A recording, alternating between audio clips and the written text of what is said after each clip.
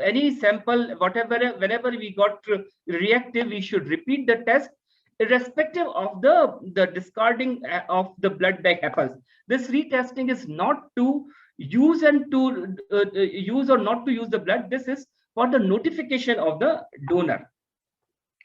uh, Blood not to be used in case of even if retesting is negative. This is advised by WHO when quality system is not effective. So we understand the quality system in India is still not at the level when we can do the retesting and reuse the blood. So this we need to understand the both the sentences very clearly. So coming to the NBTC guidelines in 2017, I'm sure we all have gone through, all have read through, and all have implemented the same. So first is the donor has to give a consent at the time of blood donation, blood donation time. Yes, he is ready to accept the results. We can inform him whenever there is any abnormal test result we find. And whenever we find any abnormal test results, we have to do some adequate efforts to inform the donor, not only just a phone call. In case donor doesn't take that particular call, we cannot just stop our notification practice. So we have to make minimum 3 attempts of calling the person, calling, email, letter, or any some sort of the calling mobile phone is the easiest part nowadays. So minimum 3 phone calls at different occasions. We should try to make adequate efforts to inform the donor about his health status. So these points from these the guidelines, 2 things are very important for us to understand. Blood bank shall repeat the test using the same technique, using the pilot tube or sample bag, prior to labeling the donor as initial seroreactive and recalling. So irrespective of the test result, the bag will be retest result, bag will be discarded. If we find whenever we have a reactive sample, we need to repeat the test just for notification point of view, not from the blood bag use point of view. All initial seroreactive donors shall be recalled and offered post donation counseling. In case the donor does not return despite at least 3 effort, this information can, especially HIV, can be shared or should be shared with the local AIDS preventive societies or AIDS control societies.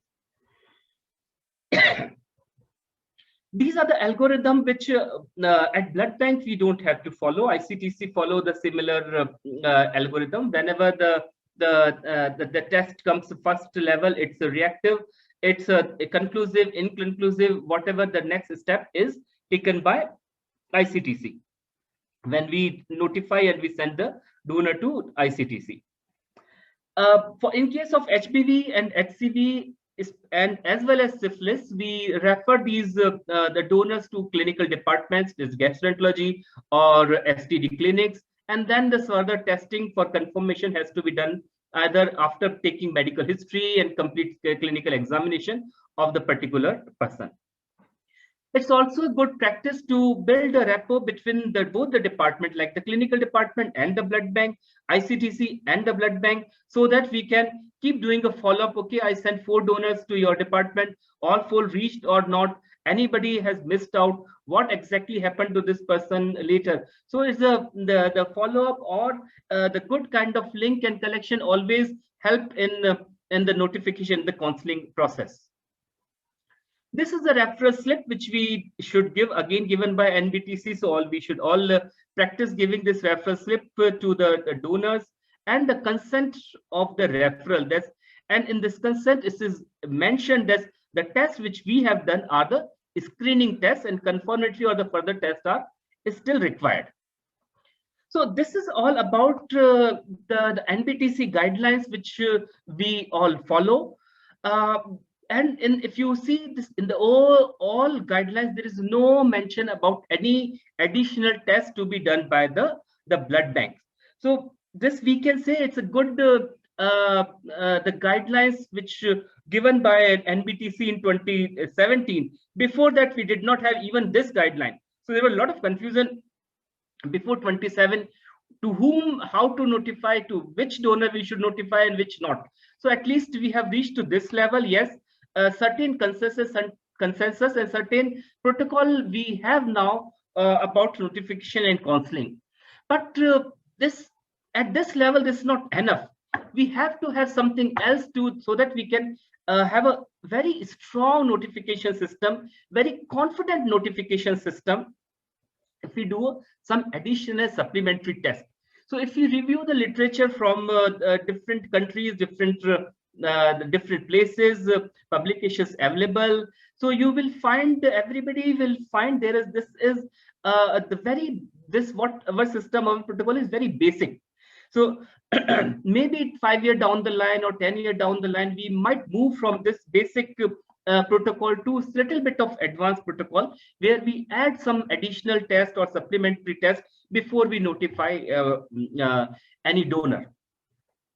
So I'm just, for our own knowledge point of view, I'm just enumerating some sort of additional test and some additional protocol what we can have. So if we have some additional tests, including NAT or some the conformity test, it gives us a confidence before notifying the donor. We all know biological false reactivity always happens. So if we have some extra test, additional test, it gives a confidence when we have any before we notify any donor. So when we have a NAT, some of the blood banks nowadays we have NAT testing available. So if we combine the serology and NAT testing together on the basis of both tests, it will give little more confidence on notifying the donor.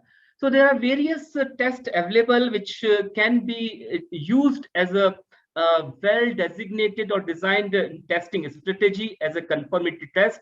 Many centers or many international centers, the reference lab, they have a series of tests before they notify the donor. After confirmatory test, the test can be negative, inconclusive, or positive. So these tests which are confirmatory, these are confirmatory tests, these are different in sensitivity, specificity, and there's a difference in screening and confirmatory test that we all understand.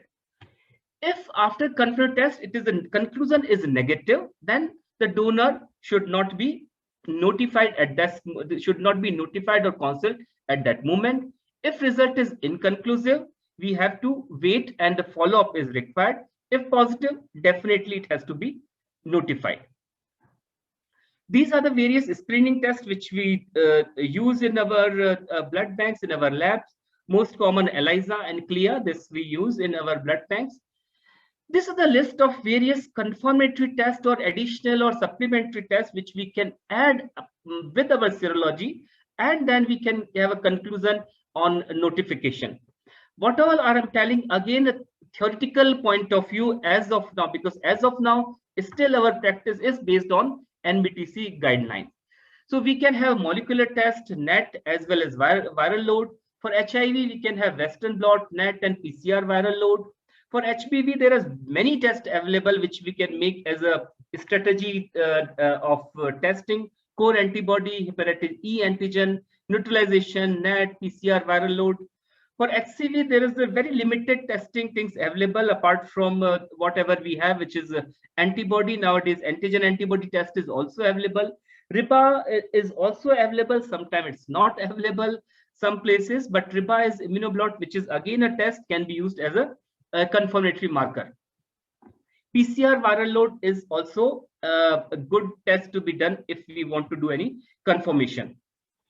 So if you see the article from this transfusion series, there are two strategies which for notification can be implemented. One is called the serology and NAT combination. So whenever your serology and NAT both are positive, this gives the confidence, yes, positive predictive value of this test is high and this person can be notified. Another strategy could be which is called sequential immunoassay. So repeat the test with secondary screening technique with similar sensitivity. If both the tests are positive, then we consider the PPV of this particular case is high and this person can be notified. So this is a WHO algorithm for notification and counseling. There are two important points we should know from this algorithm: whether our system is effective quality system established or not. So if we consider in India the effective quality system is not established, so there is repeat testing and use of that particular unit is not implemented, not applicable at all. So retesting is only from notification point of view. And another point which we have to know and which we should understand, yes, WHO also recommend the strategy or the testing algorithm for conformity with the conformity test. That is also according to the national guideline that also given by WHO recommendation in this protocol. Coming to one by one, just a very brief about the confirmation of any infection. Coming to hepatitis B first. First of all, repeat with the same test tube, same sample, re-centrifuge, and use the same sample. Secondary screening assay can be used if both the serological tests are the positive. So concordant results, yes, the positive predictive value is better, and this can be used as a confirmatory step. If both the results are discordant, then we can consider, yes, the previous test was biological false reactive. If NET is available, that also can be used as a secondary or additional test before we notify the donor. So in this study, they have mentioned various testings available for hepatitis B before we conclude or before we go for any confirmation. For hepatitis C, another important trick in hepatitis C is S by CO ratio. Apart from repeating the test, the S by CO ratio is also predictive of true positivity. I give you an example here, like in this HCV testing CDC guidelines, if you see, CDC guidelines have given, yes, if for particular assay, if S by CO ratio is this much, then positive predictive value is high. So in case of orthovitros, if the positive predictive value is 8 or more, S by CO ratio is, if S by CO ratio is more than 8, then the positive predictive value is high. So this donor should be notified with little more confidence. Again, for the CDC algorithm about the confirmation, HCV antibody has to be, or we can supplement with HCV RNA, which is a NET testing, and before we get any conclusion on the testing. For HIV, it's the same thing. Either NET or sequential immunoassay, either of the technique can be used for confirmation before notification. Immunoblot testing nowadays has poor specificity, and many tests we get indeterminate. So nowadays, value of immunoblot assay has gone down in case of particular HIV testing. Similar algorithm given by CDC for confirmation of HIV. Coming back to the same thing, what I discussed in the beginning, we have a lot of limitation and challenges in the notification area. None of the blood bank in our country have facility to do all the tests at the same time, because no test for testing of further or the further investigations available at the blood bank. And it is not our mandate also. We understand that this is the testing which we do at the blood bank is for screening of the test for the blood safety, not to diagnose any illness in anybody. And whatever test we have, there are many limited number of labs which we do all these tests. There's no specified national algorithm available with us where we can follow this algorithm one by one, and this test will be available. So we don't have even enough data to suggest any algorithm as of now. So for in our country, what should be the algorithm for confirmation of it B or C? Most of the time we don't have enough data to get any algorithm of testing. What could be the way forward? We better have first of all a good data so that we can suggest some algorithm for screening and then the further confirmation of TTI. We should have some reference labs whenever we have any confusion, whenever we have the difficult case whether to notify or not, we can send the sample to the some reference lab, and then we get a conclusion on particular test. Periodic review of these testing strategies is also required. So these two, the way forward has been suggested by this Transfusion Journal article which I referred just now. People who are interested in this area, I must suggest they should go through this article. It's in Transfusion series, science series. So if the blood bank is having NET facility available, so NET and serology, if both are concordant, this donor has to be called and follow for clinical and for confirmation. So this is a good strategy which they have suggested. If NET is not available, sequential immunoassay is the another protocol which this study has been suggested for notification. So this was the study which I was referring to. Most of my previous slides I have taken from this study. So this was till now I discussed about the notification point of view, like who are the donors we should notify. Again, I summarize the same thing. I had discussed two things. One is our NBTC protocol, which we all follow, we must follow, and we have to follow. The second part, which I discussed about various confirmatory tests, this is a theory as of now. This is for our own information, our own knowledge. What all the different things, what are the different protocols has been adopted by various blood centers outside India, and what we might implement maybe in future course or 5 year down the line or 10 year down the line, when we have a good algorithms or good testing labs available for confirmation of these infectious diseases. So the next level is whenever we decide yes this person to be notified, next step is the counseling.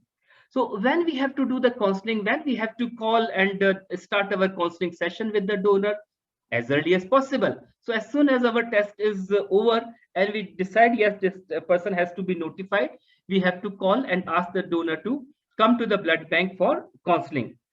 Why we have to do the counseling? We discussed in the beginning, yes, health implication of the donor, to inform the donor. Donor will have some sort of anxiety, doubts about the test. We have to explain about this whole information about the disease, about the infection, how this infection can be prevented, any further management is required, how to do that. Where to do the counseling? It's always a good practice to call the donor to the blood bank in a private room. We must have a separate counseling area at the blood bank where there is some sort of audio visual privacy exists. So at that particular place, we should do the counseling. So before counseling, we have to call and invite the donor to the blood bank. So these slides which I have taken are from NBTC, the counseling training program. So I'm sure you all know about this training program, which was done 2-3 years ago. First for the government and the private hospital blood banks everywhere, and the training module has been designed by NBTC and it's available on NBTC website. These slides I have taken from those modules. So when we call a donor, these are the this is the some sort of the clue which in the slides they have given, how to call the person, what information we have to give, what the level of information we have to give or we should give to the person at the call stage of the call. So we have to inform that I'm from so and so blood bank. He has donated blood, and we have found some sort of testing related issues in this particular case and in your sample. We invite you to come to the blood bank for further discussion and further more information about the test and the results. So when the person comes for counseling, we have to adopt a technique called sandwich technique. Sandwich technique means first we inform him about some good part about the testing or the blood banking, and last again is finish with the positive note, In between, we inform him about his testing status, which could be a negative information for the person. So we start with some sort of, yes, okay, we did your testing. The tests, what we do are very basic tests. These are screening, not to diagnose any disease like that. Then we inform, yes, we found your sample is positive for hepatitis B and all. Then we end with the note, yes, this is not the end. We have to do more tests. You have to go to some gastroenterologist or some internal medicine physician and get some further tests done. Some another level of clinical examination is required for confirmation. And even if it is confirmed, there are various things to be done for this particular disease. So this is called the sandwich technique, which we should apply when we do the counseling in case of reactive donors. So there are various counseling skills. We are not expert in the counseling area, but it's a good to adopt some of the skills when we do this counseling for our donors. This counseling is not only, if we adopt these skills, this is not only for reactors, it's day-to-day practice, which we, whenever even we talk to the patients, family and relatives, these skills can be adopted. It's a good to if we adopt some of these skills and techniques. So there are three techniques, the counseling skill has been given in this training module. First is active listening technique. So in this active listening technique, so we have to allow the donor to speak, and whatever information he is sharing about his medical history, about his behavior history, about his family history, all these we have to actively we have to listen. So in between, we do not interrupt when he is talking. We should not give him a lead to provide some more information, and our behavior, our attitude at that time should be like we are actively listening and understanding what he is saying. Body posture at the time of counseling is also important. Like in this picture, the crossed arm posture is not considered a open body posture. So it's considered that you are not interested in what the person is talking. So we have to have an open body posture. Repeating and paraphrasing. So whatever the donor says, whatever this person says about his history, we should summarize and repeat, so that he understand, yes, the counselor has listened all the information and he has understood all the information with what donor is telling now. Reflection is another technique, reflection of content and reflection of feeling. So reflection of content and feeling is, whatever I have understood, I'm throwing back the whole idea again to the donor, just to clarify what all I have understood from his information, from his talk, his history, clinical, medical, whatever he is telling me. Information gathering is another tool which can be used during the counseling. So sometimes donor do not provide all the medical history, even especially the behavior history like sexual habit and all. So we should try to find out more information about this particular the disease, whatever information we want to know. End of the talk, end of the counseling session, normalization, which is very important. So end of the talk, end of the session, we have to tell him, yes, it is very common, it is very normal to be worried about what after whatever I told you. Yes, whenever we say, okay, you have to go to ICTC or you have to go to gastroenterologist, everybody will be worried, but everybody will be anxious. But there are this, whatever we have done is a basic or screening test, and further testing and further management has to be done for this particular case. So this emotional state of this person has to be normalized. So this normalization technique is also important at the time of counseling session. So these are the various counseling technique. I suggest, I advise all of you, if you have not gone through the slides of this counseling, the training module by NBTC, if you have not seen, please go through and try to adopt some of the the skills day to day, even while talking to the patients and the patient's family as well. So this is all about the notification and counseling part. I summarize the whole thing again. Notification, as we understand, is an important part of our transition practice. There are various challenges in the notification and counseling area. We have to adopt the practice. We have to have the practice what is given by NBTC. But furthermore, we can have some sort of additional test which will give more confidence in the whole system when we notify any donor. NET can be an additional tool to help in particularly in case of notification. Try to adopt some basic skills of counseling and day-to-day practice.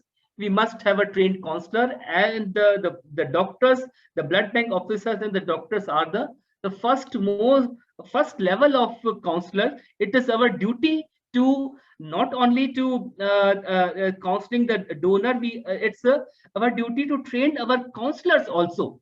So counseling is not only just the reactive donor point of view. Whenever you are talking to any of your patient and the family before doing therapeutic plasma exchange, so that again before that, whatever information you are providing, that is also sort of counseling. So skills, what I explained, if you try to adopt some of the skills, which will be, these skills really will be helpful in your day-to-day practice. So that's all from my side. Thank you so much. Over to you, sir and Meena ma'am.